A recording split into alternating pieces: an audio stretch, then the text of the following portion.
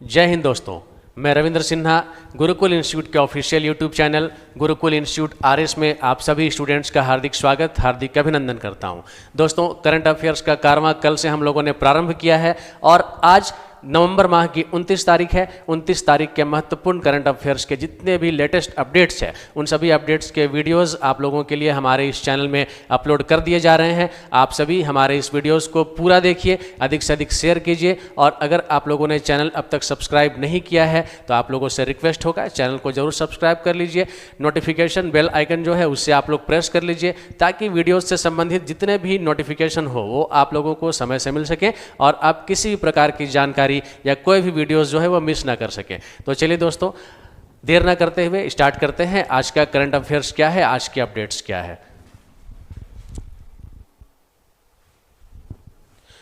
यहां आप देख सकते हैं आज की जो पहली जानकारी है, नाडा ने डोपिंग उल्लंघन के लिए बजरंग पूनिया को 4 साल के लिए निलंबित किया है। जी हां, सस्पेंड कर दिए गए हैं। कौन? बजरंग पूनिया। और बजरंग पूनिया है कौन? तो बजरंग पूनिया के बारे में आप सभी को पता होगा, ओलंपिक खेलों में इन्होंने भारत को कांस्य पदक जिताने का काम किया था। भारत की झोली में इन्होंने कांस्य पदक डाला था और 4 साल के लिए नाडा के द्वारा इनको निलंबित किया गया है डोपिंग उल्लंघन के कारण। और अब बढ़ते हैं हम लोग अगले अपडेट की ओर और अगला अपडेट है, भारतीय रासायनिक परिषद ने 2024 OPCW द हेग पुरस्कार जीता। जी हाँ, किसने जीता? भारतीय रासायनिक परिषद ने जीता। और कौन सा पुरस्कार जीता है? OPCW द हेग पुरस्कार जीता है। मैं आपको जानकारी दे दूं, ये OPCW है क्या? जी हाँ, OPCW ये है क्या? तो दोस्तों मैं आप लोगों को बता दूं, ये है organisation for the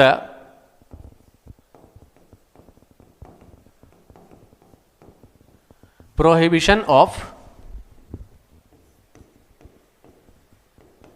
chemical weapons. हाँ, याद रखेंगे OPCW का पूर्ण रूप क्या है? Organisation for the prohibition of chemical weapons. जरूर याद रख लेंगे। रासायनिक हथियारों को प्रतिबंधित करने के उद्देश्य से यह कार्य करता है और OPCW द हेग का पुरस्कार किसे दिया गया? भारतीय रासायनिक परिषद को दिया गया। तो याद रखेंगे। चलिए बढ़ते हैं अब अगले स्लाइड की ओर। अगला क्वेश्चन क्या है, अगला अपडेट क्या है? दोस्तों अगला अपडेट है, दक्षिण अफ्रीका के असंतुष्ट लेखक और कवि ब्रेटेनबार्ग का 85 वर्ष की आयु में निधन हो गया है। जी हाँ, याद रखेंगे। आपसे प्रश्न पूछा जा सकता है, हाल ही में ब्रेटेनबार्ग का निधन हो गया, उनका संबंध किस क्षेत्र से था? तो वो कौन थे दोस्तों? वो एक राइटर थे, वो एक लेखक थे। जी हाँ, याद रखेंगे, वो एक लेखक थे। कहाँ के थे? तो दक्षिण अफ्रीका के रहने वाले थे। चलिए दोस्तों बढ़ते हैं अगले अपडेट की ओर और अगला अपडेट है अंतर्राष्ट्रीय जगुआर दिवस 2024। जी हाँ, अंतर्राष्ट्रीय जगुआर दिवस 2024 किस तिथि को मनाया जाता है, ये आपको जानकारी यहाँ पे रखनी चाहिए। तो इसका राइट आंसर है दोस्तों 29 नवंबर की तारीख आप याद रखेंगे। अंतर्राष्ट्रीय जगुआर दिवस 2024, ठीक है, कब मनाया गया? 29 नवंबर, यानी कि आज की तारीख को यह मनाया जा रहा है। चलिए दोस्तों बढ़ते हैं अगले प्रश्न की ओर और अगला प्रश्न है, अमारा राजा इंफ्रा ने लेह में NTPC के लिए ग्रीन हाइड्रोजन ईंधन स्टेशन स्थापित किया है। जी हाँ, किसने किया है? अमारा राजा इंफ्रा ने लेह में, कौन से जगह में? लेह में NTPC के लिए ग्रीन हाइड्रोजन ईंधन स्टेशन स्थापित किया है। यहाँ जानकारी वाली ये बात है कि ये जो ग्रीन हाइड्रोजन ईंधन स्टेशन है ये प्रतिदिन 80 किलोग्राम, कितना? 80 किलोग्राम ग्रीन हाइड्रोजन का निर्माण करेगा, कह सकते उत्सर्जन करेगा और इसे आप लोगों को जरूर याद रखना चाहिए। चलिए बढ़ते हैं अगले स्लाइड की ओर और हमारा आज का अगला स्लाइड जो है वो अब क्विज के रूप में आपके सामने, जैसा कि कल भी आप लोगों को पता था कि हमने जो भी आपको कुछ क्वेश्चन दिए वो 1 लाइनर के रूप में दिए और इसके बाद जो क्वेश्चन आ रहे हैं वो क्विज के रूप में आ रहे हैं, जिसमें आपको ABCD क्रमशः ऐसे आपको 4 ऑप्शन प्रत्येक प्रश्नों के नजर आएंगे। तो दोस्तों चलिए स्टार्ट करते हैं। अगले सेक्शन में किस तरीके का क्वेश्चन है देखा जाए। भारतीय रासायनिक परिषद को रासायनिक हथियारों को खत्म करने के उद्देश्य से किस अंतर्राष्ट्रीय सम्मेलन में योगदान के लिए 2024 OPCW द हेग पुरस्कार से सम्मानित किया गया। अभी कुछ प्रश्न पहले हमने इसका डिस्कशन किया है और साथियों इसका जो सही आंसर है वो क्या होगा, वो होगा रासायनिक हथियार सम्मेलन यानी कि केमिकल वेपन्स कन्वेंशन। आपका आंसर ऑप्शन नंबर बी है, आप जरूर याद रखेंगे ऑप्शन नंबर बी रासायनिक हथियार सम्मेलन। चलिए बढ़ते हैं अगले प्रश्न की ओर और हमारा अगला प्रश्न है 27 नवंबर 2024 को टोक्यो में आयोजित सामरिक व्यापार और प्रौद्योगिकी सहित आर्थिक सुरक्षा पर भारत जापान वार्ता के उद्घाटन दौर की सह अध्यक्षता किसने की। जी हाँ, 27 नवंबर 2024 को जापान की राजधानी टोक्यो में आयोजित सामरिक व्यापार और प्रौद्योगिकी सहित आर्थिक सुरक्षा पर भारत जापान वार्ता के उद्घाटन दौर की सह अध्यक्षता किसने की।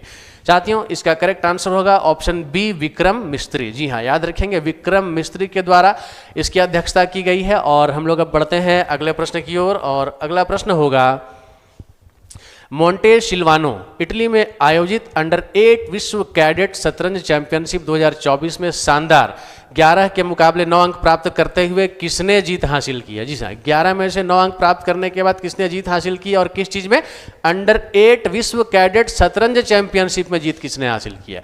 तो साथियों इस प्रश्न का सही उत्तर है दिविथ रेड्डी, ऑप्शन सी। कौन सा ऑप्शन है, ऑप्शन सी आप देख सकते हैं, दिविथ रेड्डी इस प्रश्न का सही उत्तर है। मैं आपको बता दूं कि फाइनल राउंड में दिविथ रेड्डी ने सात्विक स्वैन को, जो कि ऑप्शन ए में आप इस वक्त देख रहे हैं, सात्विक स्वैन को यहाँ पे कह सकते हैं कि टाई ब्रेकर में हराने का काम किया है। और कुल मिलाकर देखा जाए तो इस जो आयोजन था या फिर ये जो प्रतियोगिता थी इसमें विजेता के रूप में सही आंसर आपका क्या आएगा, दिविथ रेड्डी आएगा। चलिए साथियों बढ़ते हैं अगले प्रश्न की ओर और अगला प्रश्न है राष्ट्रीय चयन ट्रायल के दौरान डोप परीक्षण से इनकार करने पर किस भारतीय पहलवान को राष्ट्रीय डोपिंग रोधी एजेंसी द्वारा 4 साल का निलंबन दिया गया है। जी हाँ, अभी अभी हम लोगों ने इसके बारे में डिस्कस किया था, 4 साल का निलंबन किसे दिया गया है, तो आपका राइट आंसर होगा बजरंग पूनिया। जी हाँ, बजरंग पूनिया ओलंपिक में कांस्य पदक के विजेता ये रह चुके हैं भारत की ओर से और सही आंसर इसका बजरंग पूनिया है। आप इस वक्त इनकी तस्वीर यहाँ पर देख सकते हैं, तस्वीर इनकी हमने लगा रखी है ताकि आप लोगों को समझने में और भी ज़्यादा आसानी हो, आप और भी ज़्यादा सहूलियत महसूस कर सके। चलिए साथियों देर न करते हुए बढ़ते हैं अगले प्रश्न की ओर और हमारा अगला प्रश्न है अमेरिकी राष्ट्रपति चुनाव डोनाल्ड ट्रंप ने रूस और यूक्रेन के लिए विशेष दूत के रूप में किसे नामित किया है। जी हाँ, अमेरिकी राष्ट्रपति डोनाल्ड ट्रंप ने, यहाँ चुनाव रहने दिया जाए, अब प्रश्न को पढ़ा जाए। अमेरिकी राष्ट्रपति डोनाल्ड ट्रंप ने रूस और यूक्रेन के लिए विशेष दूत के रूप में किसे नामित किया है। जी हाँ, विशेष दूत के रूप में किसे नामित किया गया है, तो साथियों इस प्रश्न का सही उत्तर हो जाएगा जनरल डेविड, माफ कीजिएगा, ऑप्शन नंबर बी आपका करेक्ट आंसर, जनरल कीथ केलोग इसका राइट आंसर होगा, जनरल कीथ केलोग।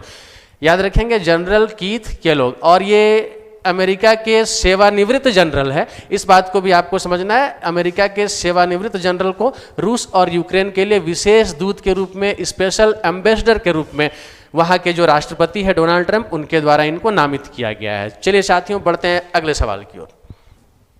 हमारा अगला सवाल है अंतर्राष्ट्रीय सहकारी संघ ICA द्वारा 2024 का रोसडेल पायनियर्स पुरस्कार किसने जीता है। जी हाँ, सवाल क्या है, 2024 का रोसडेल पायनियर्स पुरस्कार किसने जीता है। दोस्तों इस प्रश्न का सही उत्तर है ऑप्शन नंबर ए, और क्या लिखा है यहाँ पे, डॉक्टर उदय शंकर अवस्थी। याद रखेंगे डॉक्टर उदय शंकर अवस्थी ने 2024 का रोसडेल पायनियर्स पुरस्कार जीता है। तो चलिए दोस्तों बढ़ते हैं आज के अगले और आज के अंतिम प्रश्न की ओर। साथियों आज का अगला और आज का अंतिम प्रश्न है भारत का पहला हरित हाइड्रोजन ईंधन केंद्र कहाँ उद्घाटित किया गया था। जी हाँ, भारत का पहला हरित हाइड्रोजन ईंधन केंद्र कहाँ उद्घाटित किया गया था। साथियों इसका करेक्ट आंसर क्या होगा, ऑप्शन डी लेह लद्दाख। याद रखेंगे लेह लद्दाख। अभी थोड़ी देर पहले मैंने डिस्कस किया था आपसे कि ये जो ईंधन केंद्र होगा ये प्रत्येक दिन 80 किलोग्राम, कितना, 80 किलोग्राम जो है वो ग्रीन हाइड्रोजन का उत्पादन करेगा। जी हाँ, ग्रीन हाइड्रोजन का ये उत्पादन करेगा प्रतिदिन 80 किलोग्राम।